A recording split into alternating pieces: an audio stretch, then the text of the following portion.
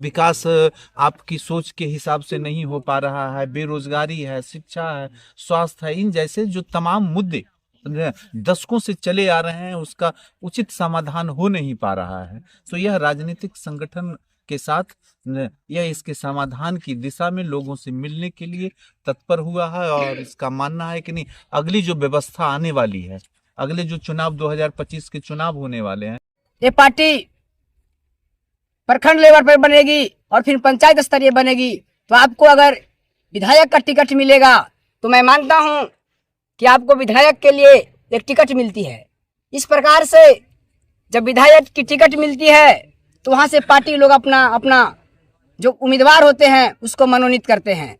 हम लोग जन स्वराज पार्टी की एक वैचारिक संगठन जन स्वराज विचार मंच है। इस विचार मंच के जरिए आप लोगों से गुफ्तगू करने, आप लोगों से मुलाकात करने, जन स्वराज के उद्देश्यों को बतलाने, इसकी नीतियों को बतलाने के लिए आपके बीच हम लोग आए हैं। यहाँ पे जन स्वराज के हमारे पे प्रखंड लेवल पर साथी एक हासिम जी हैं, और इसके अलावा और लोगों को इसमें विचार मंच के जरिए और तमाम लोगों को, पिरौटा ग्राम वासियों को इसमें शामिल करने के लिए, जोड़ने के लिए हम लोग यहाँ पे आए। लेकिन इसके पहले आप लोगों को जानने की यह इच्छा होगी कि आखिर ये जन स्वराज है क्या, है ना? तो जन स्वराज का शाब्दिक अर्थ जो है वो जनता का सुंदर राज, और जनता के सुंदर राज की परिकल्पना को लेकर चुनावी रणनीतिकार के रूप में दशकों तक चर्चित रहे प्रशांत किशोर जी ने अपनी लंबी पदयात्रा के बाद बीते 2 अक्टूबर 24 को 2 अक्टूबर 2024 को राजनीतिक दल का गठन किया, जिसका नाम जन स्वराज पार्टी। तो हम लोग इसी संगठन के वैचारिक फोरम जो है, इसका मंच है वो जन स्वराज विचार मंच, इसके जरिए हम आप लोगों के बीच आए हैं। आप लोगों को अगर और कोई बात अगर जाननी है तो आप पूछिए, उसका जवाब दिया जाएगा। लेकिन मुख्य रूप से है क्या कि समाज में कई तरह की विसंगतियां हैं, समाज में पिछड़ापन है, सामाजिक विकास आपकी सोच के हिसाब से नहीं हो पा रहा है, बेरोजगारी है, शिक्षा है, स्वास्थ्य है, इन जैसे जो तमाम मुद्दे दशकों से चले आ रहे हैं, उसका उचित समाधान हो नहीं पा रहा है। तो यह राजनीतिक संगठन के साथ यह इसके समाधान की दिशा में लोगों से मिलने के लिए तत्पर हुआ है, और इसका मानना है कि नहीं, अगली जो व्यवस्था आने वाली है, अगले जो चुनाव 2025 के चुनाव होने वाले हैं, इन चुनाव में जो नई व्यवस्था आने वाली है उसका मतलब ये सूत्रधार हुआ है ये ना, और यह आपके सहयोग से ही होना है। और ये सहयोग से होने का मतलब है कि ये तमाम चीजें जो होनी है वो आपके लिए होनी है, हमारे लिए, हम भी उसी में शामिल हैं ना। कुल मिलाकर आपके गांव में देखिए कि अगर एक स्कूल की व्यवस्था है, एक स्कूल है, तो क्या आप इससे ये सहमत हैं कि वह स्कूल सही तरीके से कार्यान्वित हो रहा है? इसके बावजूद हम सुनकर मतलब हमको भी आश्चर्य हुआ कि ठीक है, ये हमारे सहयोगी साथी हैं, लेकिन ये क्या प्राइवेट स्कूल और प्राइवेट शिक्षण संस्थान के जरिए आपके बच्चों को पढ़ा रहे हैं, लेकिन सरकार की जो व्यवस्था है वो क्या है, बेकार हो गई, है ना। और अगर आपके बच्चे वहां पे पढ़ लिए तो उन बच्चों की स्थिति क्या है? वो बच्चे तो आए और देख रहे हैं कि ये तमाम बच्चे तो आपके गांव के ही हैं, जो बेकार बच्चे हैं, इनके पास कोई रोजगार नहीं है ना। तो ये तमाम इन्हीं मुद्दों को लेकर प्रशांत किशोर जी ने यह लड़ाई शुरू की है कि नहीं, शिक्षा की बेहतर व्यवस्था हो, स्वास्थ्य की बेहतर व्यवस्था हो, हमारे पढ़े लिखे बच्चों को रोजगार मिले, किसानों के लिए खेती बाड़ी की समुचित व्यवस्था हो, उनकी सिंचाई की व्यवस्था हो, खाद बीज की व्यवस्था हो, और जो उनकी फसल उपजता है उस फसल का सही मूल्य उनको मिले। इन तमाम चीजों को लेकर इनका कार्यक्रम चल रहा है, और जन स्वराज पार्टी इन्हीं कार्यक्रमों को लेकर गांव गांव जाकर आप जैसे लोगों से मुलाकात कर रही है, आप जैसे लोगों को ये प्रोत्साहित करने का और अपनी पार्टी से जोड़ने का अभियान चला रही है। तो अब ये लालू जी हैं, लालू जी आप लोगों का स्थानीय ग्रामीण हैं और शिक्षाविद हैं, ये आप लोगों को बतलाएंगे।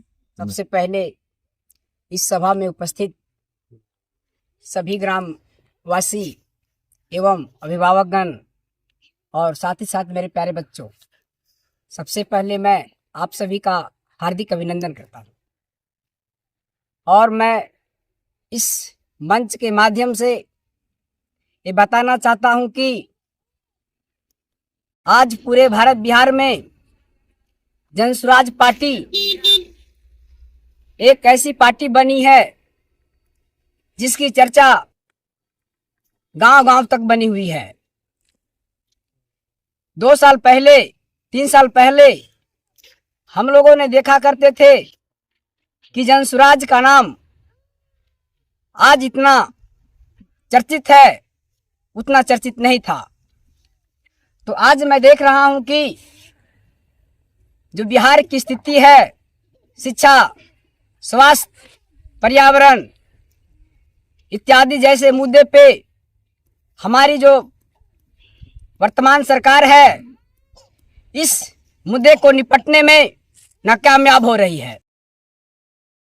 इसलिए हमारे जो जन स्वराज पार्टी के संस्थापक है भाई प्रशांत किशोर जी, उनसे भी एक बार बात हुई थी और उनसे भी मैं मुलाकात किया था पटना में। उन्होंने बोले थे कि लालू जी, मैं एक ऐसी पार्टी बनाना चाहता हूं जिससे कि क्षेत्रीय ग्रामीण किसानों के जो छोटे छोटे मुद्दे हैं इसको हल किया जाए। तो हमने स्पष्ट बताया कि प्रशांत भाई, आपकी मुद्दों को मैं मानता हूं, लेकिन आपकी जो मुद्दे हैं, जो सारी बातें हैं, इस बातें को जन जन तक पहुंचाना हम सबका कर्तव्य है। अगर हम सब एक रहें और एकजुट हों और एक नई सरकार का गठन करें, तब ये मौका मिलेगा कि अगली जो सरकार आएगी वो किस प्रकार से अपनी रवैये अपनाती है। हम लोगों ने एक सरकार को तो देख रहा है कि 20 साल से वो अपना राज कर रही है। इसलिए मैं तमाम लोगों से हाथ जोड़कर विनती करता हूं कि वे जागे और इस जन स्वराज पार्टी को आगे बढ़ने का अवसर दे, ताकि ये जो पार्टी है, एक बात मैं और बता देना चाहता हूं, ये पार्टी सिर्फ विधायक का टिकट ही नहीं, इस पार्टी के लिए पंचायत स्तरीय चुनाव पे भी मदद करेगी। अगर आप कुछ पंचायत स्तरीय चुनाव लड़ना चाहते हैं, कुछ अच्छा करना चाहते हैं, आपके पास आर्थिक स्थिति सही नहीं है आपका, तो हमारे जन स्वराज पार्टी आपके साथ खड़ी रहेगी। इसलिए मैं विशेष क्या बोलूं, बोलने का तो मैं बहुत शब्द बोलूंगा, लेकिन समय की अभाव है और हमारे भाई बैठे हुए हैं बड़े। इसलिए मैं तमाम लोगों से गुजारिश करता हूं, हाथ जोड़कर विनती करता हूं कि इस पार्टी का समर्थन किया जाए। क्योंकि अगर ये पार्टी प्रखंड लेवल पर बनेगी और फिर पंचायत स्तरीय बनेगी, तो आपको अगर विधायक का टिकट मिलेगा तो मैं मानता हूं कि आपको विधायक के लिए एक टिकट मिलती है। इस प्रकार से जब विधायक की टिकट मिलती है तो वहां से पार्टी लोग अपना जो उम्मीदवार होते हैं उसको मनोनीत करते हैं।